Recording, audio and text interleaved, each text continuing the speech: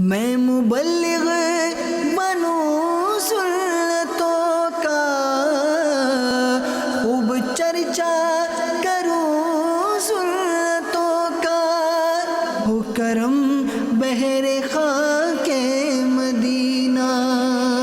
الحمدللہ رب العالمین، والصلاة والسلام على سید الانبیاء والمرسلین، اما بعد فاعوذ باللہ من الشیطان الرجیم، بسم اللہ الرحمن الرحیم۔ الصلاة والسلام علیک یا رسول اللہ وعلى آلک واصحابک یا حبیب اللہ۔ الصلاة والسلام علیک یا نبی اللہ وعلى آلک واصحابک یا نور اللہ۔ نویت سنت الاعتکاف۔ جب بھی داخل مسجد ہوا کریں تو یاد کر کے اعتکاف کی نیت کر لیا کریں کہ جب تک مسجد میں رہیں گے نفلی اعتکاف کا ثواب ملتا رہے گا، اور ضمناً جو ہے مسجد میں کھانا پینا سونا وغیرہ یہ بھی جائز ہو جائے گا۔ سرکار والا تبار، ہم بے کسوں کے مددگار، شفیع روز شمار، دو عالم کے مالک و مختار، حبیب پروردگار صلی اللہ تعالی علیہ وآلہ وسلم کا فرمان رحمت نشان ہے: اے لوگو، بے شک بروز قیامت اس کی دہشتوں اور حساب کتاب سے جلد نجات پانے والا وہ شخص ہوگا جس نے تم میں سے مجھ پر دنیا کے اندر بکثرت درود شریف پڑھے ہوں گے۔ صلو علی الحبیب صلی اللہ تعالی علی محمد وعلی آلہ وصحبہ وبارک وسلم، صلاۃ و سلاما علیک یا سیدی یا رسول اللہ۔ تو میٹھے میٹھے اسلامی بھائیو، اگر ہم چاہتے ہیں کہ بروز قیامت اس کی دہشتوں اور حساب کتاب سے جلد نجات پا جائیں، کہ بروز قیامت جو سورج جو وہ 1.25 میل کے فاصلے پہ رہ کر آگ برسا رہا ہوگا، تانبے کی دہکتی بھی زمین ہوگی اور نفسا نفسی کا عالم ہوگا، تو جو ہمارے آقا علیہ الصلوۃ والسلام پر بکثرت درود پاک پڑھنے والا ہوگا، جس نے دنیا میں بکثرت درود پاک پڑھے ہوں گے، تو وہ ان معاملات سے جلد نجات پا جائے گا۔ تو ہمیں چاہیے کہ کثرت کے ساتھ آقا علیہ الصلوۃ والسلام پر درود شریف پڑھیں، اور 313 کا جو عدد ہے وہ بھی اسے بھی علماء کرام رحمہم اللہ السلام نے کثرت کے صیغے میں شامل کیا ہے، یعنی کثرت میں اس کو شامل کیا ہے۔ یہ تعداد جو وہ کثرت میں شمار ہوتی ہے، اور مدنی انعام بھی ہے کہ امیر اہل سنت دامت برکاتہم العالیہ نے مجھے اپنی اور ساری دنیا کے لوگوں کی اصلاح کی کوشش کے لیے جو ہمیں مدنی ذہن دیا ہے، تو اس میں اپنی اصلاح کے لیے جو ہے وہ 72 مدنی انعامات کا گلدستہ دیا ہے اسلامی بھائیوں کے لیے۔ تو اس میں ایک انعام یہ بھی ہے 313 بار درود پاک پڑھنے والا۔ تو اگر مدنی انعامات پر عمل کریں گے تو انشاءاللہ عز و جل بے شمار برکتیں نصیب ہوں گی۔ صلو علی الحبیب صلی اللہ تعالی علی محمد وعلی آلہ وصحبہ وبارک وسلم۔ ایک بزرگ رحمت اللہ تعالی علیہ فرماتے ہیں کہ میں ایک مسجد میں نماز ادا کرنے گیا، وہاں میں نے دیکھا کہ ایک مالدار تاجر بیٹھا ہے اور قریب ہی ایک فقیر دعا مانگ رہا ہے، اور وہ فقیر یہ دعا مانگ رہا ہے، وہ یہ دعا مانگ رہا ہے: یا الہی عز و جل، آج میں اس طرح کا کھانا اور اس قسم کا حلوہ کھانا چاہتا ہوں۔ فقیر اپنی یہ دعا مانگ رہا تھا اور یہ مالدار تاجر بھی وہیں بیٹھا تھا۔ اب اس مالدار تاجر نے جب یہ دعا سنی تو اس نے بدگمانی کرتے ہوئے کہا: اگر یہ شخص مجھ سے کہتا تو میں اسے ضرور کھلاتا، مگر یہ بہانہ سازی کر رہا ہے اور مجھے سنا کر اللہ تعالیٰ سے دعا کر رہا ہے تاکہ میں سن کر اسے کھلا دوں، واللہ میں تو اسے نہیں کھلاؤں گا۔ بہرحال وہ فقیر دعا سے فارغ ہو کر ایک کونا پکڑا اور سو گیا. کچھ دیر کے بعد ایک شخص طباق لے کر حاضر ہوا جو کہ ڈھکا ہوا تھا، یعنی تھال تشت، اور دائیں بائیں دیکھتا ہوا فقیر کے پاس گیا اور اسے جگایا، اور جگانے کے بعد وہ طباق بصد عاجزی یعنی عاجزی کرتے ہوئے اس کے سامنے رکھ دیا. اب تاجر نے جب دیکھا غور سے تو اس نے دیکھا تو وہی کھانے تھے کہ جن کھانوں کے لیے اس فقیر نے دعا مانگی تھی. فقیر نے حسب خواہش اس میں سے کھایا اور بقیہ جو ہے وہ واپس کر دیا. اب یہ مالدار تاجر جس نے یہ منظر دیکھا، چونکہ اس نے جو ہے وہ اس فقیر کو دعا مانگتے ہوئے بھی دیکھا، پھر اس نے بدگمانی بھی کی، اور اب اس کے سامنے یہ طبق بھی آیا یعنی تشت بھی آیا، اور اس فقیر نے وہی کھانا کھایا، یعنی اس طبق میں وہی کھانا تھا جو اس فقیر نے دعا میں عرض کی تھی اپنے رب عز و جل سے. اب مالدار تاجر نے کھانا لانے والے کو اللہ تعالیٰ کا واسطہ دے کر پوچھا کہ کیا تم انہیں پہلے سے جانتے ہو؟ تو کھانا لایا تھا، جو طبق لایا تھا، اس نے کہا کہ میں تو خدا کی قسم میں تو ہرگز نہیں جانتا، اور میں تو ایک مزدور ہوں، اور میری زوجہ اور بیٹی سال بھر سے ان کھانوں کی خواہش رکھتی تھی. یعنی کھانا لانے والے نے کہا کہ میری زوجہ اور میری بیٹی ایک سال سے یعنی سال بھر سے ان کھانوں کی خواہش رکھتی تھی، مگر یہ کھانے مہیا نہیں ہو پاتے تھے. تو آج جو ہے وہ مجھے مزدوری میں ایک مسقال یعنی 4.5 ماشے سونا ملا، تو میں نے اس سے گوشت وغیرہ خریدا اور گھر لے آیا. میری بیوی کھانا پکانے میں مصروف تھی کہ اس دوران میری آنکھ لگ گئی. آنکھیں تو کیا سوئی کہ سوئی ہوئی قسمت انگڑائی لے کر جاگ اٹھی کہ مجھے خواب میں حضور سرور عالم نور مجسم شاہ بنی آدم صلی اللہ تعالی علیہ وآلہ وسلم کا جلوہ زیبا نظر آ گیا. میں نظارہ محبوب میں گم تھا کہ لبہائے مبارکہ کو جنبش ہوئی، رحمت کے پھول جھڑنے لگے اور الفاظ کچھ یوں ترتیب پائے. آج تمہارے علاقے میں اللہ عز و جل کا ایک ولی آیا ہوا ہے، اس کا قیام مسجد میں جو کھانے تم نے اپنے بیوی بچوں کے لیے تیار کروائے ہیں ان کھانوں کی اس سے بھی خواہش ہے، اس کے پاس لے جاؤ، وہ اپنی خواہش کے مطابق کھا کر واپس کر دے گا. بقیہ میں اللہ تعالیٰ تیرے لیے برکت عطا فرمائے گا اور میں تیرے لیے جنت کی ضمانت دیتا ہوں.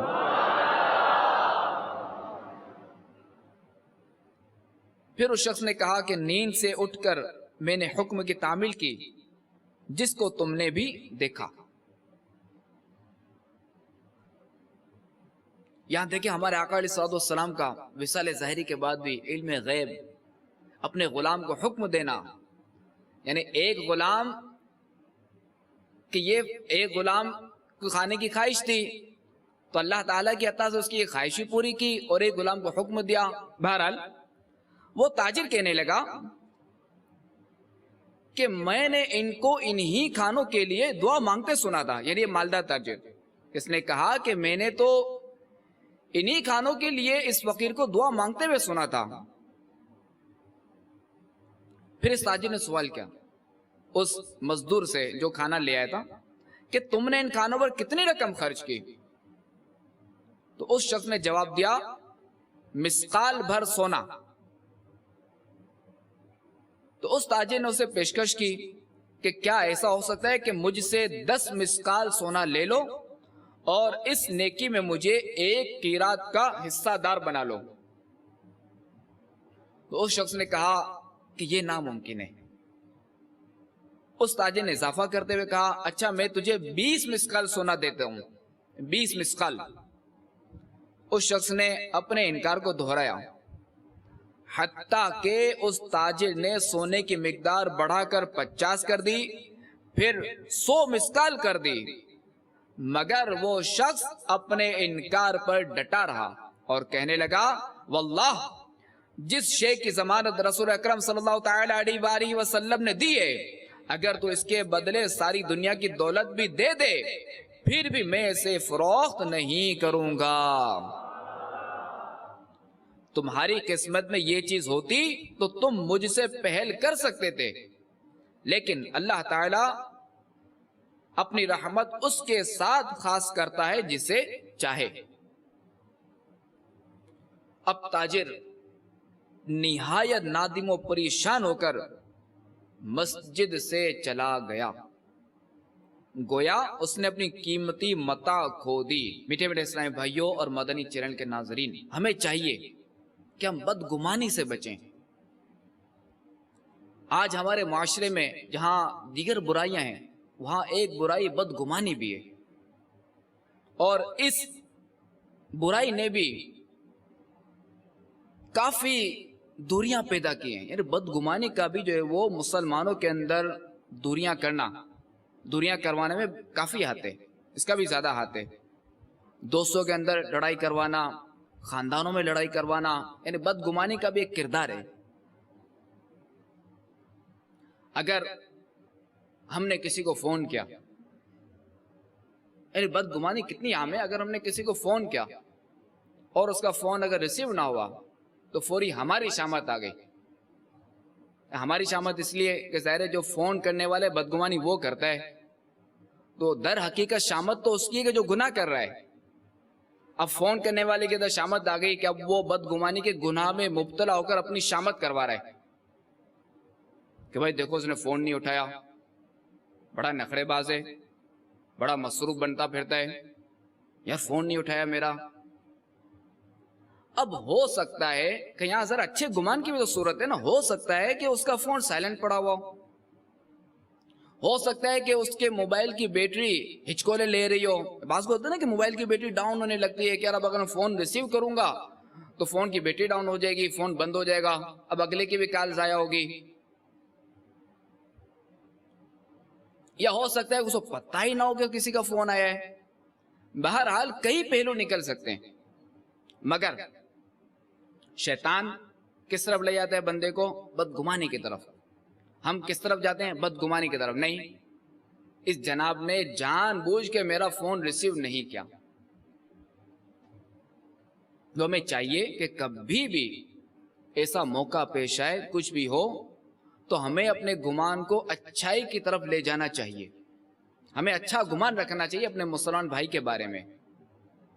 تو آج میرے بیان کا موضوع ہے بدگمانی، اور یہ المدینہ العلمیہ نے ایک رسالہ شائع کیا ہے جو کہ مکتبۃ المدینہ نے اس کو چھاپا ہے، تو اس کا نام ہی ہے بدگمانی۔ تو یہ رسالہ ہمیں سے ہر ایک کو پڑھنا چاہیے۔ تو یہ نیت کر لیجئے کہ انشاءاللہ عز و جل اسے پڑھیں گے۔ اللہ تبارک و تعالی قرآن پاک میں ارشاد فرماتا ہے، اے ایمان والو بہت گمانوں سے بچو، بے شک کوئی گمان گناہ ہو جاتا ہے۔ حضرت علامہ عبداللہ ابو عمر بن محمد شیرازی بیضاوی علیہ رحمت اللہ الہادی تفسیر بیضاوی میں لکھتے ہیں، تاکہ مسلمان ہر گمان کے بارے میں محتاط ہو جائے اور غور و فکر کرے کہ یہ گمان کس قبیل سے ہے۔ حضرت سیدنا امام فخر الدین رازی رحمت اللہ تعالی علیہ تفسیر کبیر میں لکھتے ہیں، کیونکہ کسی شخص کا کام دیکھنے میں تو برا لگتا ہے مگر حقیقت میں ایسا نہیں ہوتا، کیونکہ ممکن ہے کہ کرنے والا اسے بھول کر کر رہا ہو یا دیکھنے والا ہی غلطی پر ہو۔ گمان کسے کہتے ہیں؟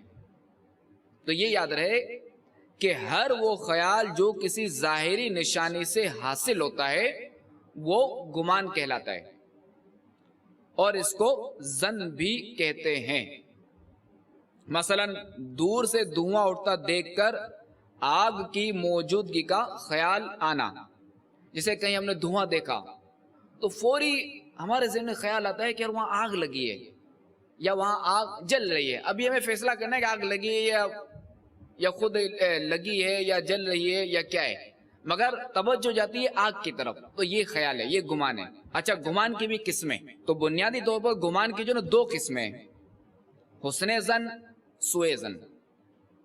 حسن ظن یعنی اچھا گمان، اور سوء ظن یعنی برا گمان، اور اسے جو ہے وہ بدگمانی بھی کہتے ہیں۔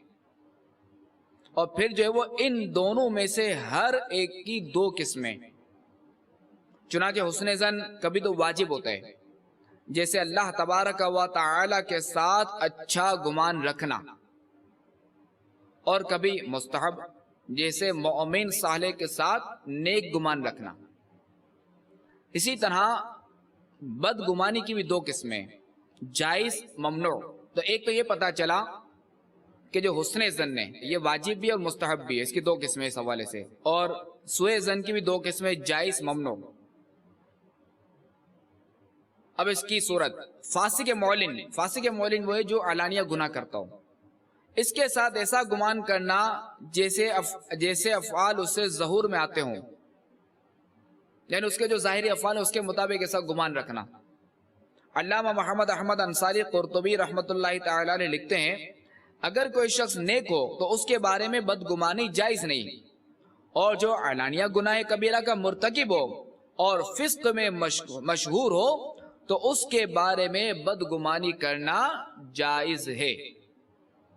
اور علامہ سید محمد آلوسی رحمۃ اللہ تعالی علیہ ارشاد فرماتے ہیں، سوء ظن اس وقت حرام ہوگا جب مظنون یعنی جس کے بارے میں گمان کیا جائے ایسا شخص ہو جس کے عیوب کی پوشیدگی، صالحیت یعنی نیک ہونے اور امانت و دیانت کا مشاہدہ کیا جائے، یعنی وہ نیکی میں مشہور ہو، اور اگر کوئی شک میں مبتلا کرنے والے برے کاموں میں علانیہ طور پر مشغول ہو، جیسے شراب کی دکان میں آنا جانا،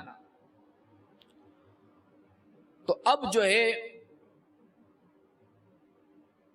تو اس صورت میں جو وہ بدگمانی جو وہ حرام نہیں، چونکہ اس نے اپنے آپ کو خود پیش کیا ہے۔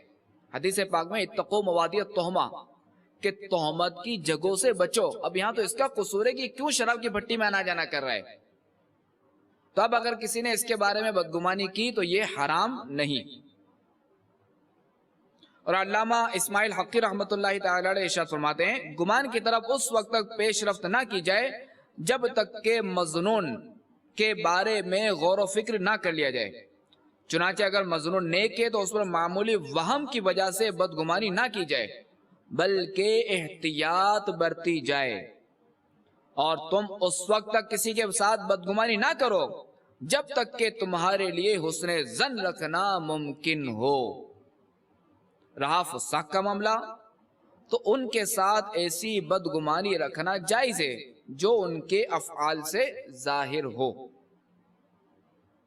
صدر الشریعہ بدر الطریقہ مفتی محمد امجد علی اعظمی علیہ رحمت اللہ القوی لکھتے ہیں، بے شک مسلمان پر بدگمانی حرام ہے مگر جبکہ کسی قرینے سے اس کا ایسا ہونا ثابت ہوتا ہو تو اب جو ہے یہ حرام نہیں۔ مثلا کسی کو بھٹی یعنی شراب خانے میں آتے جاتے دیکھ کر اسے شراب خور گمان کیا تو اس یعنی بدگمانی کرنے والے کا اس میں قصور نہیں، اور اس یعنی شراب خانے میں آنے جانے والے نے موضع تہمت یعنی تہمت لگنے کی جگہ سے کیوں اجتناب نہ کیا، یعنی یہ کیوں نہیں بچا، کیوں اس نے پرہیز نہیں کی۔ امیر المؤمنین حضرت سیدنا عمر بن خطاب رضی اللہ تعالی عنہ نے فرمایا، جو اپنے آپ کو خود تہمت کے لیے پیش کر دے تو وہ اپنے بارے میں بدگمانی کرنے والے کو ملامت نہ کرے۔ اچھا یہ یاد رہے کہ اہل معصیت اور علانیہ گناہ کرنے والوں سے بدگمانی جائز ہونے کا یہ مطلب نہیں کہ ہم ان کی بدگوئی یا عیب اچھالنا شروع کر دیں۔ جیسے ہم نے کسی کو دیکھا، ٹھیک ہے، اب جو ہے وہ یہاں بدگمانی جو ہے وہ بدگمانی کی جائز کی صورت ہے، یہاں بدگمانی حرام نہیں، ٹھیک ہے، تو اب اس کا مطلب یہ نہیں کہ ہم جو ہے وہ اس کے بارے میں بولنا شروع کر دیں، اس کے عیب اچھالنا شروع کر دیں، بلکہ ایسی صورت میں رضائے الہی عز و جل کے لیے صرف دل میں انہیں برا سمجھا جائے۔ اللہ تبارک و تعالی کے محبوب دانہ غیوب منزہ عن العیوب صلی اللہ تعالی علیہ وآلہ وسلم نے ارشاد فرمایا ہر مسلمان کی عزت مال اور جان دوسرے مسلمان پر حرام ہے۔ اللہ تبارک و تعالی سے دعا ہے کہ اللہ تعالی ہمیں اپنے مسلمان بھائی کی عزت کرنے کی توفیق عطا فرمائے، اور جو یہ حدیث پاک ہے نا اس کے ہر مسلمان کی عزت مال اور جان دوسرے مسلمان پر حرام ہے۔ اللہ تعالی ہمیں ایسا بنا دے کہ ہم واقعی اگر ہم کسی کے بارے میں سوچیں، کسی کے بارے میں بولیں، تو ہم اس حدیث پاک کو پیش نظر رکھیں کہ میں کوئی ایسا فعل تو نہیں کر رہا کہ جس کی وجہ سے میں گناہ میں مبتلا ہو رہا ہوں، یا میں اس مسلمان کی دل آزاری کا سبب بنوں، یا میں اس مسلمان کی بدنامی کا سبب بنوں۔ اللہ تعالی کرم فرمائے۔ مدنی چینل دیکھتے رہیے اور دعوت اسلامی کے مدنی ماحول سے عملاً وابستہ ہو جائیے، انشاءاللہ عز و جل بے شمار بھلائیاں سیکھنے کو ملیں گی۔ آمین بجاہ النبی الامین صلی اللہ تعالی علیہ وآلہ وسلم۔ میں مبلغ بنوں سنتوں کا، خوب چرچا کروں سنتوں کا، ہو کرم بہر خاک